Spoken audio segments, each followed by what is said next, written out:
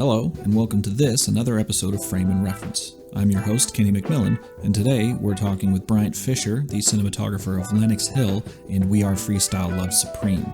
Lenox Hill is a docu-series on Netflix about the Lenox Hill Hospital in New York. Both fantastic films. We do talk, or series and film, we do talk about Lenox Hill primarily, but even so, we really talk about almost anything else. This is a great conversation. You know, the idea of dropping in on conversations between cinematographers was kind of the impetus for this podcast. And so, yeah, we're taught. If you love gear talk, you're gonna love this one. We spend the first 10 minutes or so talking about things we love about The Matrix. So, we had a lot of fun on this one, and hopefully we'll be able to have Bryant back. I will say at the top, we weren't able to use his recorded audio, so you are getting the sort of Zoom AirPod audio. I'm sorry about that. Nothing we could do, but still worth the listen, trust me. And as a little teaser, I think in May, completely unrelated, we're going to have Lens Month. So we're going to be talking to Matthew Duclos of Duclos Lenses. We're going to be talking to Alex Nelson of Zero Optic, and I'll have a couple more surprises for you as well. So look forward to that. We're going to be expanding the pod a little bit, I would love to start, speaking of Bill Pope, I would love to start talking to DPs about their previous work. It's awesome to talk about the new things that are happening, but man, if we could get Bill on to talk about The Matrix or any of his other body of work or anything like that, it'd be great, So I'm just going to put that into the ether, let the world come to me or something, which is not how that works. You definitely have to send people emails. Anyway, like I said, this conversation with Bryant was a lot of fun. Just two DBs talking about the things they love and their ideas and so forth and so on. So without further ado, here is my conversation with Bryant Fisher. Thank you so much for doing Frame and Reference. I really, really appreciate it. I got to watch the first episode of Lenox Hill last night, and I was really right off the bat. Before we kind of get into you, I just wanted to know. Obviously, you didn't light anything in there. Is the lighting in that hospital just like incredible? What's going on there? That's funny. I mean, you just get lucky sometimes, and the lighting in that hospital just happened to work out really well, and you wind up finding the frames that work. And in those situations, you're limited on where you can really move anyway. So I don't know. We just get lucky. I mean, certainly during a delivery scene, that hot spotlight that comes in that they just need to work with winds up working really well for us. So it's lovely. Because there was like a surgery scene, and I was and in my head, I guess it makes sense that it was a spotlight that was giving you all that contrast. But in my head, I was like, did he turn off all the lights in the operating room, and then they just went for it? Yes, it's all on purpose. We the surgeon mind. No, we just rolled with what they're doing. We're in their world. That's awesome. Yeah, so we'll get to that in a bit. But starting with you, did you always know you were going to be a documentary cinematographer, or did you start in photography or film school even? Like how'd you get started there? Yeah, I mean it definitely stemmed from just watching. I watch movies and I connect with them, and that's where I get my kicks. But yeah, I did film schools. My middle school had a program, so I did photography and video there. So I was learning a lot, and then I went into high school. They had a TV program. So I was getting. I should start over. My middle school had a specialty program, so I was able to explore photography and video there. And then same thing in high school. There was a TV studio, so we were experimenting and playing around there. And I got to learn quite a bit. And then I went to Pratt Institute, and they had a film program. And that was an art school, so it was more experimental focused. And so I got to try a lot of things. I failed a lot. And it was just a place where I got to meet some great life friends and sort of explore them and how I was going to potentially use it. I really know. But I had an internship, and that was from, I think, my junior into senior year of high school. And I've just sort of been involved of documentaries. I was with Radical Media interning, and they specialize quite a bit in. They do a ton of commercial. They do some, some documentary work out of their New York office, and so I was, exposed to a lot of that work, and it was fascinating. And but I came up in post production, so I started in their post production facility, and I was transcribing, I was doing assistant editing, I was taking out the trash, I was just doing everything. But then I was able to fix things, so I became an engineer there, and so I was part of the support staff. But I saw all this amazing footage come through, and it was interesting to see how all of it came together. I was very close with all the editors there, and I really was interested to go into production from there. So I transitioned out, and then that's sort of like where I began my sort of camera operating and DP career. What kind of films were you watching that kind of like got you going, especially going to art school? I assume it wasn't like me, like I've said this before on this podcast, but like I was watching, I was wearing out that Men in Black VHS and like The Phantom. I just rewatched The Phantom the other night and I still love it.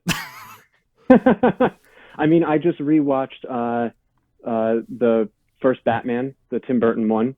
I just rewatched The Matrix. I don't know.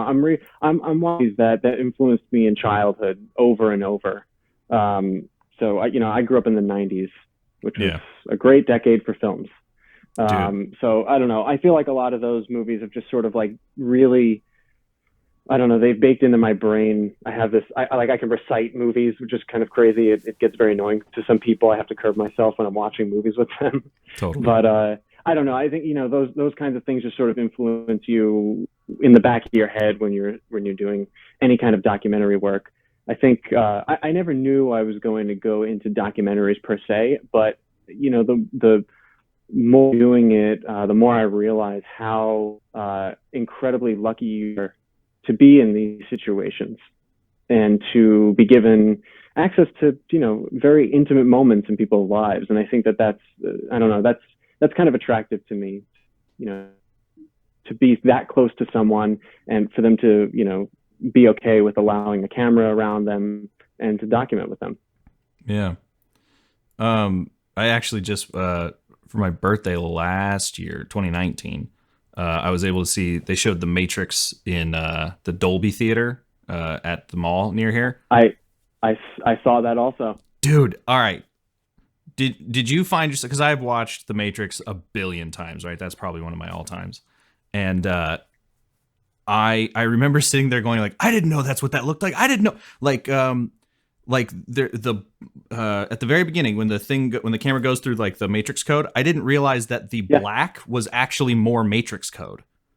It's more code. Yeah. Yeah. Cause it's watching like, it on DVD, it was just black. Faded. Right. And The Matrix was my first DVD. So I totally ripped, the laser went through that thing, But when I saw it in Dolby also, I was like, first of all, I was impressed with just the theater experience, like the quality of the picture, the sound was incredible. I was hearing bass that didn't modulate ever, and it was rumbling my seat. And so for a movie like that too, just something that's been so impactful to me, and to see it in its best form was like, that's amazing. I was so happy for that. Yeah, there was actually two things that really struck me. One was I suddenly realized how low budget it actually was. Because in high def, you can really tell that they had built the sets out of fucking plywood, Totally, yeah. And there's one scene. I didn't mean to cut you off. No, I was go for it. Noticing there was. It's funny that you mentioned that because rewatching it recently, I noticed when Morpheus is on the phone with Keanu in the office, and he's trying to get him to go out to the roof. When he goes into that office, he doesn't close the door all the way, and you hear it close, and you can see that door doesn't actually, it wouldn't even be able to close against that wall. It just kind of wedges itself. It's very funny. I'm wondering if there's like a cable that was just going on the floor, you know? Totally. Yeah. Yeah. The other thing I noticed about that movie was leaving it. I mean, obviously everyone who went really wanted to see The Matrix in theaters, but for 20 minutes, people were just standing outside the theater talking about it. And not just like how cool it was, but like the philosophy of it, shots they loved, Yeah. like everything. It's still, 20 years later, still 25, whatever it was, still It was really 98, grabs people. 99, right? Yeah, 99. Oh, yeah, definitely. Yeah, it was nice to revisit it, again now, and just revisit some of those, like, what did I love about what Bill Pope was doing? What, and the philosophy behind it. I mean, it is really remarkable. And, capturing things in the beginning scenes to know that they're really foreshadowing the entire trilogy. Yeah. It's a very good movie. Yeah, it is a very good movie. It's a very good movie. Let's see. How do we dovetail off that? So anyway, surgeries. Yeah, so surgeries are tight. Right. How did you get involved with Lenox Hill as a project? Like, had they found other documentaries you had done, or? I had worked with the producer of Lenox Hill, Liz Bradley, for many years.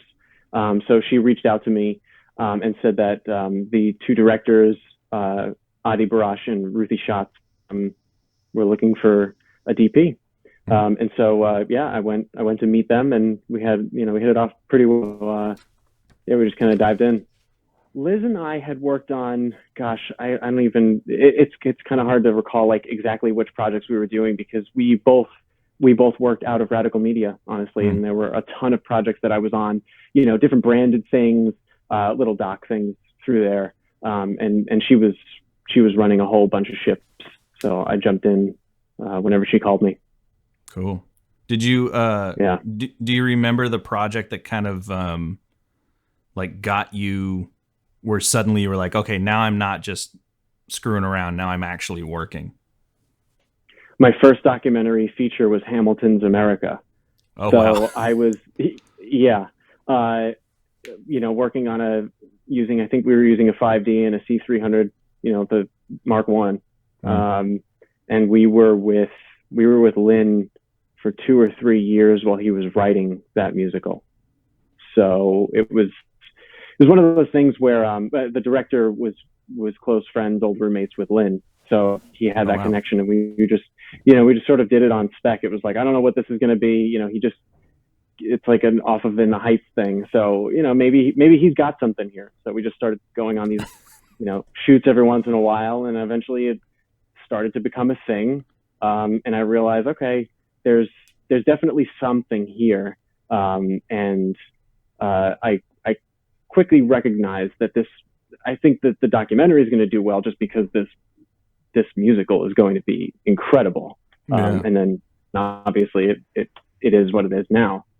But we were just sort of lucky to be in the beginning. But yeah, I think that was the first project that I really, understood what I was doing in this world. That's got to be like a New York thing, like where you taking, I'm just going to take this gig and hope it kind of works out. But because New York is so full of people who are just like, I've always had this kind of impression of like, since you're all living on top of each other and since it's so compressed, there's just no time to goof off. So everyone's hustling on something. So if you show up, correct me if I'm wrong, but if you show up, like something will happen. Might not be great, but something will happen. No doubt.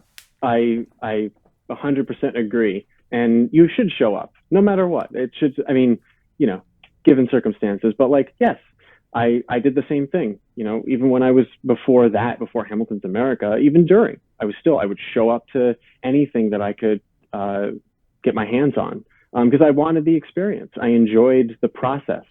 And yeah, you're absolutely right. New York, we are on top of each other. In fact, in my building, I've got a director and filmmaker above me, and then a producer below me. So in this building alone, we've got one side of the building is all filmmakers. But yeah, it's also supporting one another. Show up, be kind, and be helpful. Yeah, definitely something's going to happen from that. that was Tobias had mentioned that there's been a reoccurring theme of like, and this is obvious for people who work in it, but for anyone listening who's still getting started, the being agreeable and working hard and not making life difficult for other people is fucking 90% of the battle. Totally. I mean, there's definitely frustrations, but then there's also amazing positives. And I think people, feed off of each other's energy, and especially on film sets, it can be very stressful at times. So if you're just cool and collected, then that energy really does flow off of you and, off each other. Yeah, it's definitely something I had to learn. I for a very, very long time, I was very easy to spark, not necessarily like angry, although sometimes that would happen, but mostly just frustrated. I'd get very quickly frustrated and start to, let other people know how frustrated I was, which was not better to just take a lap. 100%. If you're feeling like that, just take a minute for yourself, go take a deep breath. It's really not worth it. And I definitely learned that the hard way a couple of times, because it's not something that anybody around them. So why should you show that to someone else? That is a good point about showing up is, like you said, you learned it the hard way. I learned it the hard way. There's only so much that you can look up, read about, etc. You just need to start taking jobs, finding jobs. And that was actually a question that I reached out to the old Reddit to see what kind of questions they would ask if they had this opportunity. And a lot of them were like, how do I find jobs? And I think I would love your opinion. My answer, I didn't answer them, but like my answer is always like, you kind of got to make them. Like you gotta think a little harder than just I am a cinematographer, I'm a filmmaker, I'm an editor, whatever, and start thinking like a human. Start thinking like, where can I bring value to someone? Because especially if you're expecting to get paid, like then you need to bring value to the situation. You have to show that value. If someone's willing to pay you, you need to show that value for sure. And there's also a trust level for someone to offer you money to do a job. Especially in a field like this where everyone is a creative, right? So everyone's going to be thinking, what's this person bringing? Why are they here? Cold emailing, Instagram is amazing, especially during the pandemic. I mean, like you can reach out to anybody. Everyone's home. Certainly in April, May, when no one's doing anything, that was the time. I mean, even now, I think people are very, very receptive. And I think, honestly, anyone in this business who has had some luck is totally willing to speak with anyone about their process, about how to get started, or any advice. So, it's because, no one's living forever. Everyone's got to continue this. So it's certainly helpful to pass this along. And if you want it, then ask. Yeah. There's no harm in asking. 100%. And I'll actually say it kind of goes both ways. The more I've always been of the mind that you just keep doing it. Like as long as you say something's a thing, if you do it long enough, it then becomes a thing. So like when I started my production company, it was very much an air quotes production company, but I just kept saying it was a thing. And then eventually people were like, oh yeah, I guess that's real.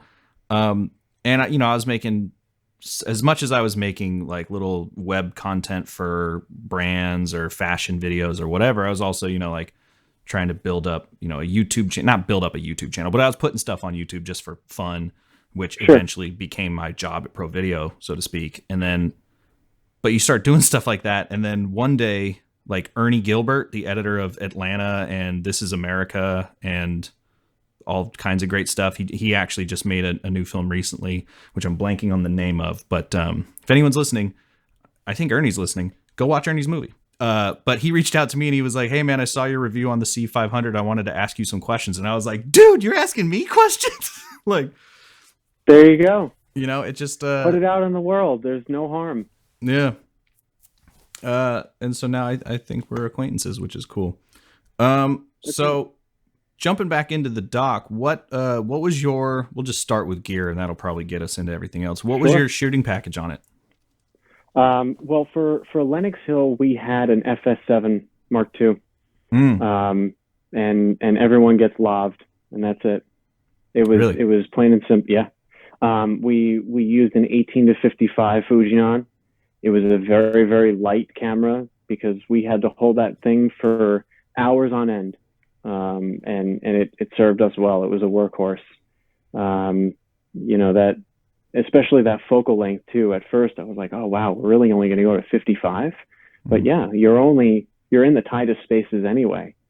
So, it's almost egregious at that point to go even further. There are times where, you sort of like, oh, I kind of wish I can go in a little bit further, but I don't know. There was definitely that was the perfect lens for that piece. Historically, I've always shot everything on that Sigma 18 to 35. So even 55 is, still a little far. A stretch. Were you on like an easy rig or anything, or just everything right up in the Nope, chest? Everything's on the shoulder. Nope, everything's on the shoulder. I also, for a show like that, I don't think I would have gotten as smooth a footage and be able to physically move around a hospital with ease while wearing an easy rig. Yeah. As much as it might have saved my back a little bit.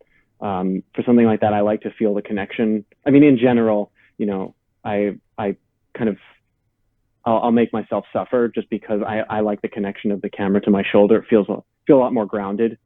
And it just feels like it's an extension of me rather than a piece of gear that I have to wear.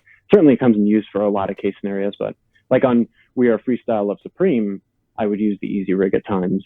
Certainly during like any performance, I wore the easy rig because I was on a long lens. So I was able to get much smoother stuff that way. But when I was in like the dressing room or hanging out with them, I was on the shoulder. Yeah. Are you generally a Sony shooter, or are you pretty camera agnostic? I'm camera agnostic, although I own a Venice, and now I have an A7S3. Venice is tight. It's amazing. I bought it too right before we did freestyle, and I knew that we were going to go into a theater situation. I didn't know exactly what the lighting was going to be. Certainly with stage lights in video, that's always an issue. I didn't know exactly what scenarios we were going to walk into. I did a very, very quick test with the Venice. I read up on it. It had been used a little bit. And I think I got it, what was the beginning of 2019. So there had been some stuff out on it already. And I took a clip home. I pushed it around in Resolve, and I saw what kind of recovery I can get from highlights and shadows. That's all I needed. And that was I didn't even do RAW. I was shooting like internal XEVC. Oh, really? Because most people will shoot the XOAN, something like that. XOCN. Yeah, XOCN. Yeah, not OAN. Jesus. And technically that's not even RAW. That's still some, it's like the RAW light. It's a compressed RAW. Yeah. Yeah, it's kind of like a lossless RAW codec. It's the same thing that Red's doing, right? It's just compression rates. But even the lowest end, the LT is incredibly versatile in post. So for most scenarios, LT and even ST both of them are amazing to work with. Yeah. On Lenox, were you doing your own coloring, or did you have like a show lot for it, or that was sent out? No, I didn't. No show lot. No, we did everything at Technicolor. Cool. And it was nice to see it. You watch it all day on this. Like I was using the monitor too.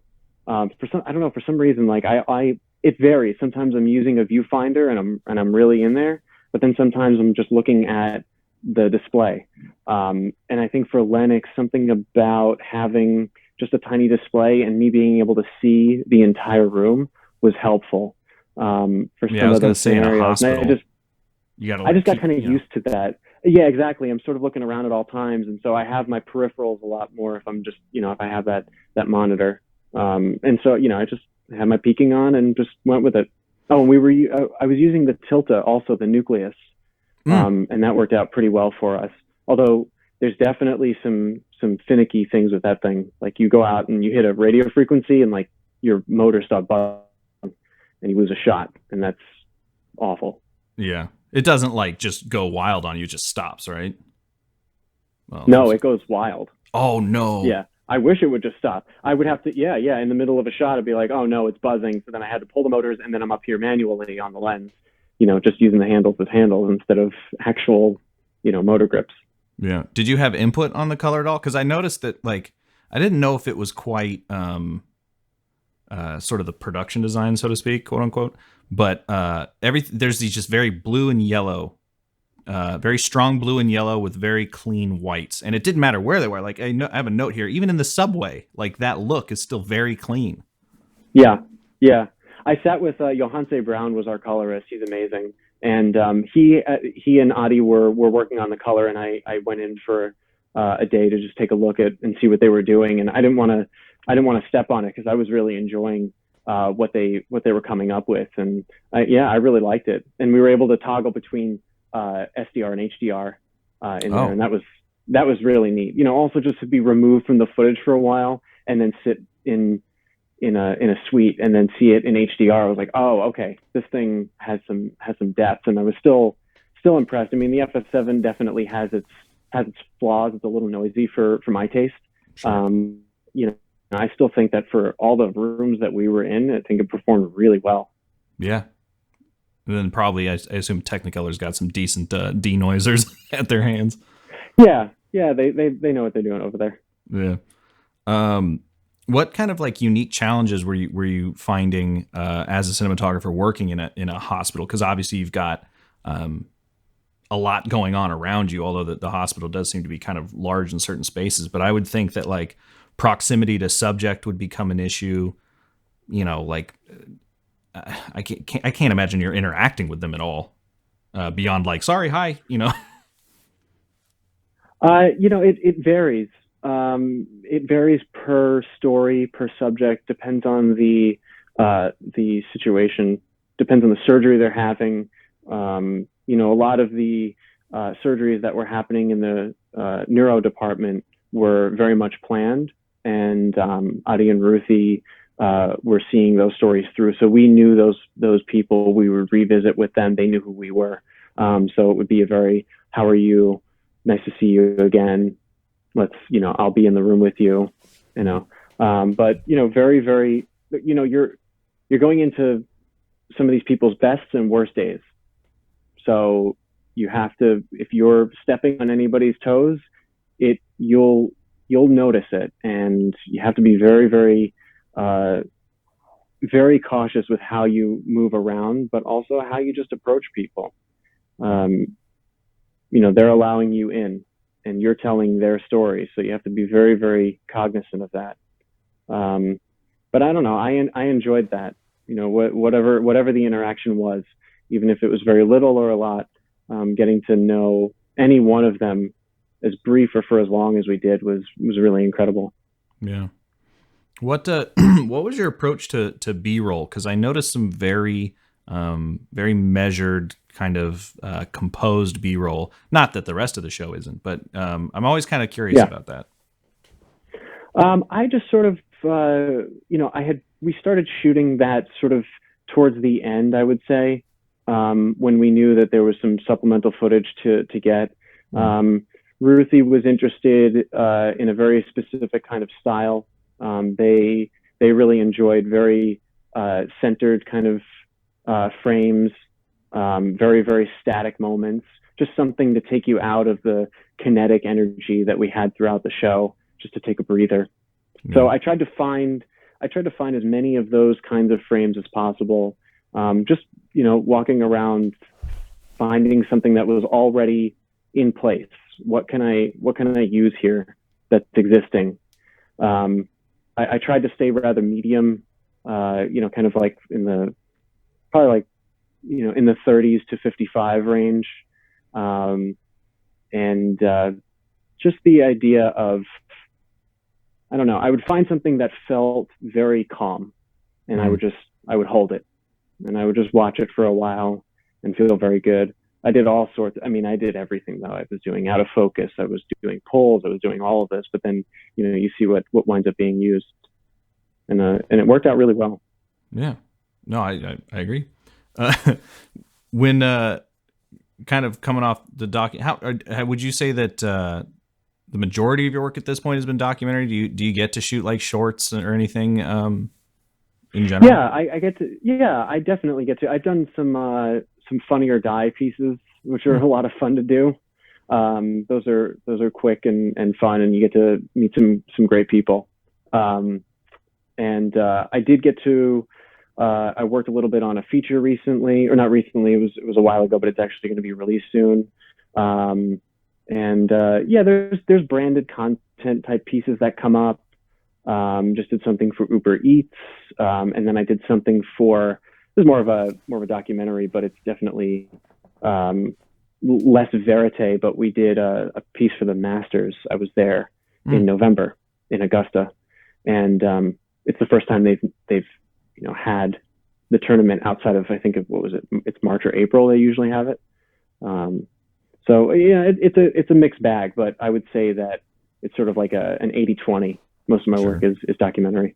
How do you approach lighting when you're doing, like, what's your kind of general bless you. What's your general sort of lighting influences? Like where do you if you had to set up a shot somewhere, what's your kind of go-to? I don't know if I necessarily have a go-to. It's totally dependent on the location, and I'll get what's right for the location. I like to try to have as much control as possible, but it really varies. I mean, if you're setting up a scene, it depends. Are you talking about documentaries? Because if you're shooting verite, I don't set up anything. Right.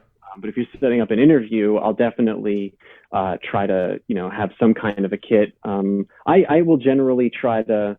Again, it's dependent on the room, and if I get photos of the room or if I can scout, that's great. That's a luxury.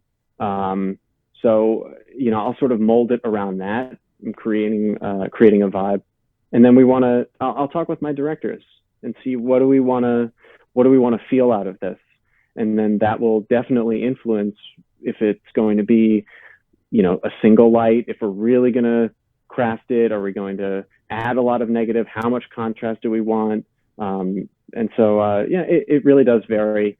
I'll typically do something that has a very gentle side push, and then something that sort of extends off of that over camera. That's just generally like a nice, easy wrap. It kind of works on everyone, certainly works on glasses. That's something I always ask. Does our subject wear glasses if we're shooting an interview? Because you got to be prepared for that. But yeah, it really does vary. I mean, there's no one look, Sure. No, that was just another internet question. Was a lot of people going like, of course. Have you noticed it's always $1,000? Everyone wants to know what they can get for it. Whether it's cameras or lights, everyone just seems to have $1,000. I got a music video for $1,000. So the whole music video is $1,000, or your light is $1,000? Yeah, it depends. But yeah. I mean, you can sort of, you see what Aperture is doing. They're making incredible lights that are so versatile and super. I mean, they're not super cheap, but like compared to what is available and what you will typically see on a film set, those lights are cheap. Yeah. So if you have $1,000, buy a hard light and then soften it. That would be my go. Yeah, like I was telling you earlier, I got this Godox SL60. Like it's not super powerful necessarily, all things considered, but it can get the job done in so many situations. And I think too, if you are the kind of person who's going to color your own stuff, you can definitely bias out the or use gels, but you can bias out some of the, like this runs a little magenta, I found, right, which is a little tough. It's worth doing some testing. Test everything. I definitely test everything. I mean, I own some lighting here just because there's situations where I know I'm gonna have to go out on a shoot, or it just makes more sense. Like sometimes I don't have a grip and a gaffer team, and so I need to do all this setup. Especially during COVID, we've had to pare down crews quite a bit. So I wind up doing a lot of the lighting myself with some assistance from maybe a couple of people who are already there. But I have a Gemini 2x1. Oh, nice. I have a couple of Astras. I have the 300D, and I actually just bought something from Intelitech. They have this amazing light cloth, the Mega light cloth. Yeah. And this thing is like, it's out of control. It's just a huge rectangular light source. It's like 4.5 by 3 or so when you fully, pull it out, and it's very convenient. It's nice. I'm a big top light guy, just kind of the ambient fill kind of thing. And I think I read about that light cloth in an ASC magazine at one point. And yeah, I was really interested in that. Is it bicolor? It is bicolor. Yeah. Yeah. And the color accuracy is great. I did a very, kind of rough test just holding up a gray card on the Venice, and it was pretty damn near the center. So it's come in handy. What other kind of just to sit in gear talk, because I feel like most of the cinematographers we've been talking to have not been gear heavy. A lot of theory and whatnot. What else has been kind of like getting you excited? Because definitely for me, like you were saying, LED lights are getting really cool. Cameras now, like, it's part of my job is reviewing cameras, and at this point, my advice has been nuts for cameras. Just buy whatever you want. Literally any of them. They're all good. They're all good. It's really like you're starting to really nitpick when you start saying, what's this over that. And it's also a case use. How are you going to use it? And just get the thing that you're going to use well, or that will serve you in multiple situations. Whether it's I don't know. The Komodo, I know, is really, really hot with everyone. I know they sell the hell out of it just in terms of, their branding and the videos and those use cases. But I just bought the A7S III. I'm super impressed with this camera. I mean, it's ridiculous what you can do with this thing. And I still haven't figured out how to use all of it. I'm using it right now with a 24-70 G Master, and it's an autofocus. I mean, this is like, I bought this as like, I have an upcoming job. It's sort of it's going to be sort of like a corporate-y branded kind of a piece. And I'm working with some old friends, and so I just picked this up. I got the Ronin, the S2. I mean, the bang for your buck in this setup is absolutely astounding. Yeah, because I'm not used to holding these kinds of things. I have the original Ronin here, which if anybody wants it, give me a call. Yeah, yeah, I know. I saw that face. Yeah, it's like, oh, okay. This Ronin, I mean, I don't know. I forget how much that's supposed to hold, but this thing is supposed to hold 10 pounds. It's tiny. Yeah, no cameras are 10 pounds, like, at least not stock. No, the Venice body, I think, might be like 7. So you're really, really, challenging it there. But I mean, if you're putting like a Mini or a Mini LF or even this A7S, this is no problem with it. Yeah. And it's smooth. They integrated everything really, really well. And this is like, it's still new. So I'm sure they're going to be doing all sorts of updates with it over time. But I've bought into the Sony ecosystem. I was with Canon for a while. I had a C300. I had the 5D. And I went to Panasonic. I had the EVA1, which is an amazing camera, still is. So if you can get your hands on that, that's a good go. I went to the launch of that, and I remember thinking, like, Johnny Durango from episode 1. Yes. He shot one of their like test movies for that camera. And I just remember his was the only one that looked good, in my opinion. Sorry to everyone else who shot for that, like, because it was all great. I thought so too. I agree with you. Yeah. But it wasn't their fault. I think what's her name? Oh goodness, Ellie. She had shot something that looked great, but I felt like that camera was like a little sharp. It was a little still too video. Whereas the Vericam, I still think is a fantastic camera, but nobody uses Vericam is incredible, and no one touches it.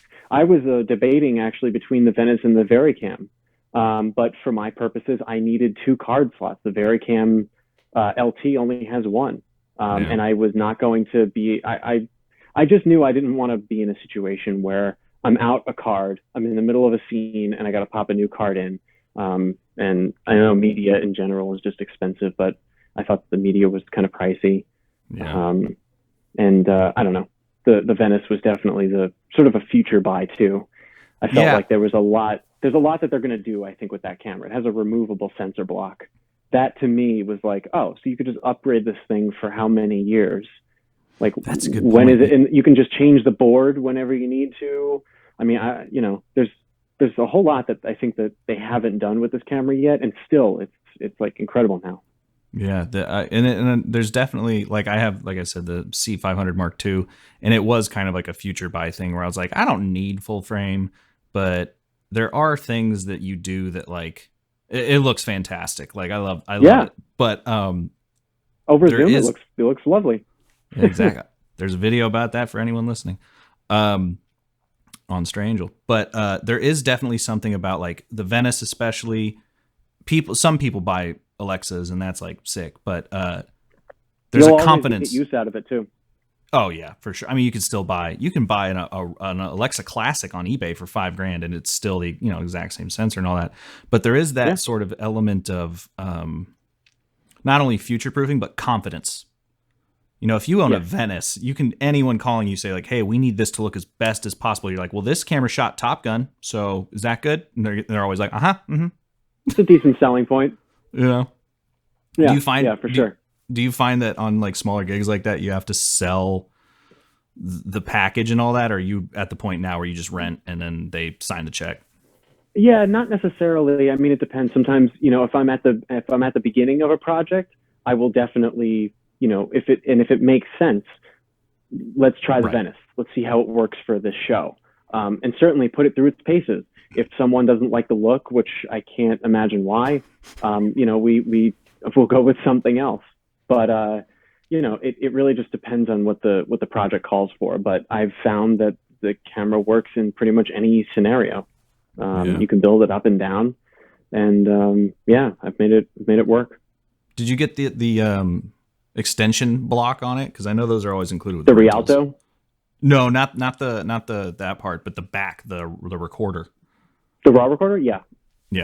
I feel like that's kind of a necessity. It's fully, At first, though, I did not. With Freestyle Love Supreme, we didn't shoot raw. We shot XAVC 480, and that was an interesting test for me to know how far can this go. And then I see it, you see it on Hulu, and it looks incredible.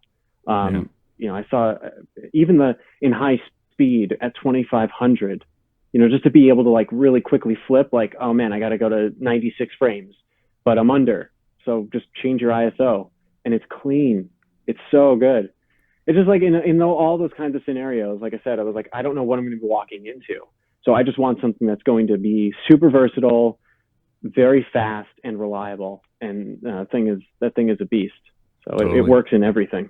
Yeah. Yeah. That's I think that's kind of the distinction now, isn't it? Between like cinema bodies and DSLRs is like DSLRs and cinema bodies can definitely get you the exact same image, but it's obviously the usability and the flexibility that you get with the bigger bodies. Yeah, it's all functionality. It's access to the menus. It's really how often you're kind of changing those things out. Yeah, I do remember when the Venice came out. Again, lucky me, writing for ProVideo. I got sent to and living in LA. Got sent to the launch event for the Venice, and I remember my first note was they just straight up stole the side from an Alexa. Yeah, the screen with the 6 buttons. Why change it if it ain't broken? Completely. I really like the operator side, that little OLED too. It's great. It's really great. And in the recent update, I think it might have been in firmware 6, or at least I noticed it in firmware 6. When you switch frame rates, it will show it'll show if you're fixed at 2398, and then when you start toggling through, it'll show you the various. It's basically like S&Q, right? So you just flip into whatever you need, and it's there. What I'm really, really hoping for, and if anybody from Sony is watching this, to allow operator side to change the base ISO somehow. There is a way. There's 3 buttons on that panel. And you cannot, maybe I've completely missed it and I don't know how to do it. But if you go to like the ISO, menu and you have it highlighted, like NDs, you can flip through and they're fast, right? Right. And ISO, it's just up and down at the base. I can't, maybe I need to explore it more and I don't know, but I would love to be able to just like, if you're on that menu, maybe like hit up and down at the same time. That just toggles your base. Something where I can do that quickly, because otherwise I have to turn the camera around to change my base ISO. Yeah, maybe maybe I can make a user button for it. I don't know, but yeah, I know the Canon people listen, because I've got, I won't say I have a relationship with Canon, but over the years, especially because I use their stuff, we've had chats. But sure. Sony invited me out for the RXO launch, and I was not that impressed with that camera. Like, is fine, but it wasn't like, yeah. To replace the front glass, it cost $100, and I was like, why is it glass? Like, if this is supposed to be an action cam, what are you doing? And I haven't heard from them again. So hopefully we can get them back. What's the last movie you watched? What did I watch? Oh, we watched The Matrix last night. Oh, really? Yeah. What about before that? Because we just talked about that. We just talked about it. Let me see. What's the last movie? I watched. God, what was it? Well, I watched Ma Rainey. Oh, that cool. was awesome on Netflix. That was really, really good. What a great story. And I've been flipping through, seeing, because HBO has been doing all these kinds of, HBO Max has stuff coming out like every week. Yeah. And we've been watching Amy Schumer just as like a break from movies. I need, an episode of comedy. Right. But we watched Batman, the Tim Burton Batman. God, what else? We watched Casino recently. Oh, nice. Oh God, I can't get enough of that movie. Like, God, you're just like, how? How? It's the lighting in that. That's budget. Yeah. Talking about The Matrix with no budget. Casino. My God, some of those scenes are really remarkable. What a style, just to be able to be so consistent throughout that story and tell it like that. I mean, it is premium. Earlier when we were talking about how like the late 90s was definitely like a golden age of film. I think like the late 70s and the late 90s were definitely like the two golden ages of cinema. Do you see us kind of finding another one? Because like both of those were pushed by, in the 70s it was directors being given way more leeway and budgets being thrown around. In the 90s it was new technology, CG, and also just DI, all kinds of things like that. Do you see another point coming up soon? Because I don't feel like we're definitely in the golden age of television, cinema quality television series. But yeah. I don't know. I mean, I feel like the last year that I felt like movies felt like that was when you had There Will Be Blood and No Country for Old Men the same year. Like that was kind of a ridiculous time to be in the movie. I don't know. I saw There Will Be Blood, I think, like 6 times in the theaters. I couldn't get enough of it. Yeah, that's a strong film. Yeah. I mean, I wanted to watch it. I couldn't wait for any kind of disc release to watch it again, just to analyze. Like, the movie's incredible, but then I wanted to analyze it and really understand what Robert Elswit was doing. Like, it's striking. But yeah, I don't know. It's hard to say. I don't know. I mean, it'd be lovely for theaters to be able to go to a theater again. So let's start with that. Sure. So we can go there. But I don't know. I feel like, in the 90s there wasn't any streaming, right? So everything was put into those big budget movies. Yeah. And money gets tossed around that way. But now everything is getting tossed. Like, you see some of the budgets that get sort of released for, what gets bought for an Apple show or for a Hulu. Hulu breaks a record by buying, what was it, Spring Breakers, right? Yeah. For buying a film. And then even for Netflix, I mean, they have stuff going on all year. And I don't know, I feel like the distribution and the gamut of filmmaking has expanded quite a bit. I mean, the access to technology allows people who didn't traditionally have, an ability to tell a story and to share it now can, certainly with the phones. I mean, you can do anything. So I don't know. I think it's just a matter of like how like, you know, studios were making money off of those movies, right? Forever. So it's just a matter, I think, of, you know, how we're going to consume this stuff, how we want to watch these things, what stories we want to see, because I think that's changing also, what people actually want to see. Yeah. And so I think that's going to really drive what we do see. And because people want whatever what we want to see, a studio might pick up on that and say, all right, let's put money into this. Or even an independent company will say, let's try to make this. Because then people will go to buy it. Yeah, because that's like the Netflix strategy, right? They don't really go for tentpole films anymore. They're always they have like the algorithm that tells them like, if you put this actor in this genre with this director, people watch it. Or they go like super niche. Yeah. They'll do something like Anima, the Paul Thomas Anderson film with Tom York. Did you see that? No, I didn't see it. It's gorgeous. Darius Kanji shot this like beautiful short film. How did I miss that? On Netflix. Dude, just watch that over and over. What a beautiful piece. Beautifully choreographed. The music, I mean, listen to the Anima album also. That's just gorgeous. But you know, that was something I was very happy to see someone like Netflix pick up. Like, oh, okay, they're still interested in, you know, like short art formats, not just these, you know, heavy long series or features or anything like that. That was like really, really amazing stuff.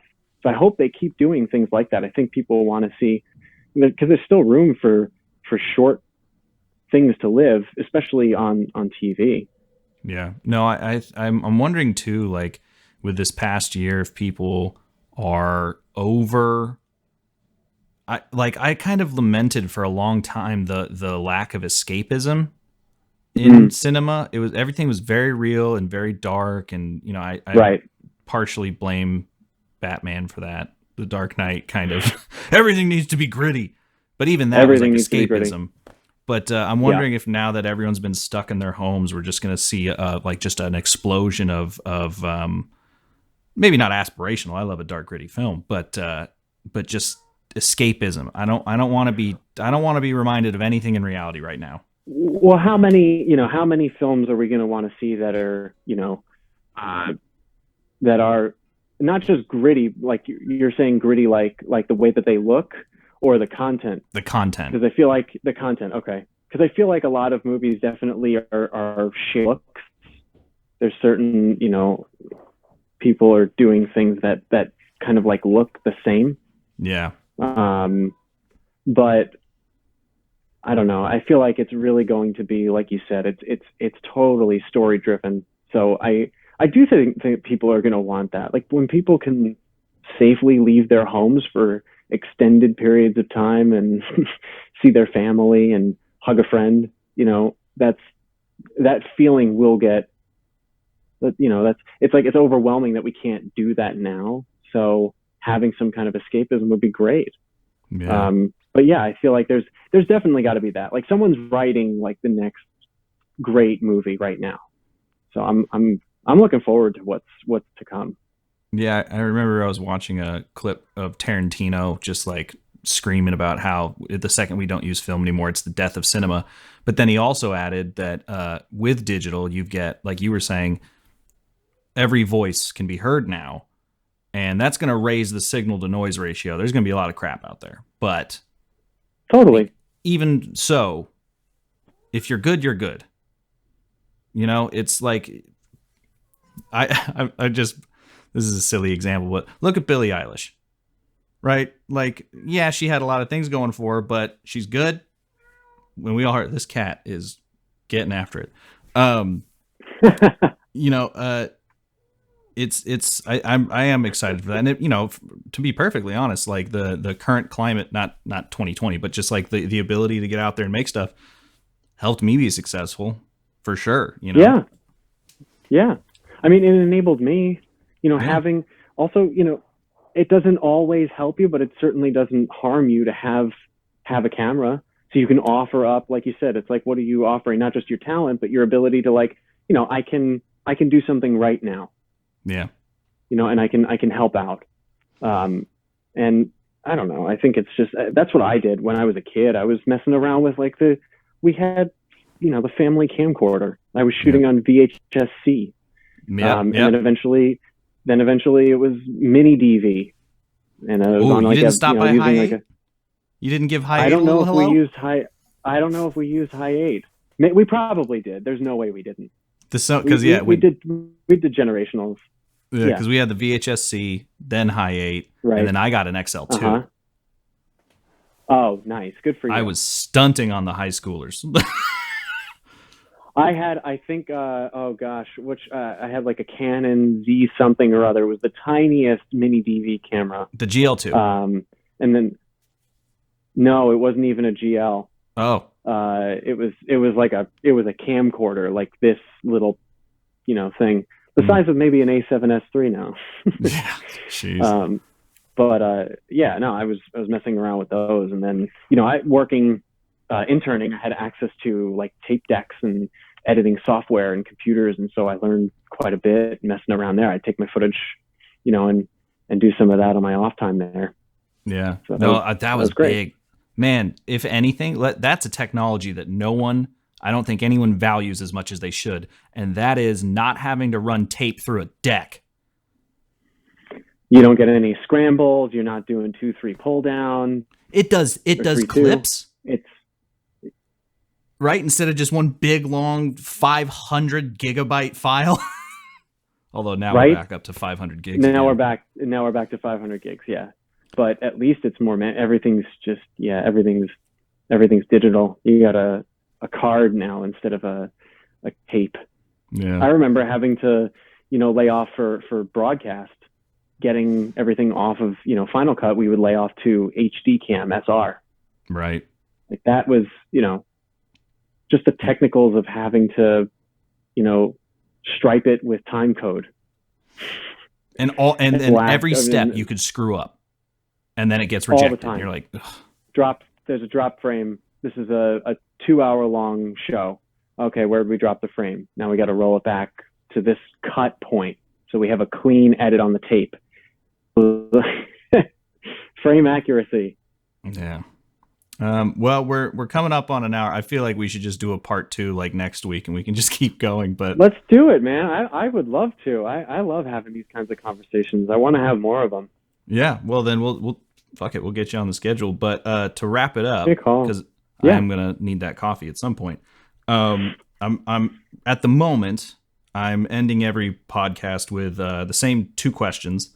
What everyday things do you find most important that have helped you in your career? And also feel free to plug any personal projects. Wow. What everyday things have helped me in my personal career? Well, I guess, I don't know, is my personality an everyday thing? That's helped me. Tobias said being kind. Yeah. That's honestly, that's it. I'm open to hearing everyone, no matter what. Because I don't know. When I'm just curious about people, tendencies, idiosyncrasies. I like that kind of thing, and I like learning about people. So I think that's what has certainly helped me in documentary is, a strong subject. You're like, oh, this is going to be great. I want to be in that. So I don't know. I like to think that I'm a good listener. I try not to speak very much. I'm kind of quiet. Except during our discussion. Dude, I don't know. Let me tell you, for a podcast, like I had to, the first few episodes, I definitely know I talked too much. I'm a chatty guy for sure. Yeah. Well, maybe this could be my outlet. I could just talk it up here, and then just remain quiet behind the camera like I did. Yeah. And then what was the second? Personal project. You want to plug anything? You want to send anyone to a website or anything like that? Or are you just doing a photo book, Yeah, right. Check out, I would love to do a photo book. I've been taking so many photos And I still need, I need to catalog everything. I would love to put everything together. I want to print some of my stuff, photo book together. But I would say, I don't know, visit my website, go to bryantfisher.com. And then I would say check out Lenox Hill on Netflix if you want to have some feels and watch some really great stories. And then also We Are Freestyle Love Supreme on Hulu. Another wonderful documentary that I spent some time with some great creatives. And then we have some upcoming things. I think in March or April, an Apple TV series I've been doing is going to come out, another documentary series about mental health and mental wellness. Oh, wow. And then I'm not sure, I think it's sometime this month. There is, I don't know when this comes out, but there's going to be a piece about the Masters coming. We shot that in November. And check out, right before the pandemic really landed in the United States, I did a Bon Jovi music video at Abbey Road. Nice. With the Invictus Choir. So check that out. That's on YouTube. That was a lot of fun. Wow. Yeah, I'll probably check that out when we hang up. That sounds dope. Yeah, no, it was great. I mean, he was fantastic. So that's all we've got time for, but thank you so much for being on Frame and Reference. And like I said, we'll 100% just have you on. I don't know if you want to be a reoccurring guest, that'd be great. You know, we need those. I would be more than honored. Yeah, I'd be honored. Thank you for having me. This was a lot of fun. Let's definitely do it again. For sure. Frame and Reference is an Owlbot production. It's produced and edited by me, Kenny McMillan, and distributed by ProVideo Coalition. Our theme song is written and performed by Mark Pelly, and the F&R Mapbox logo was designed by Nate Truax of Truax Branding Company. You can read or watch the podcast you just heard by going to provideocoalition.com or youtube.com/owlbot, respectively. And as always, thanks for listening.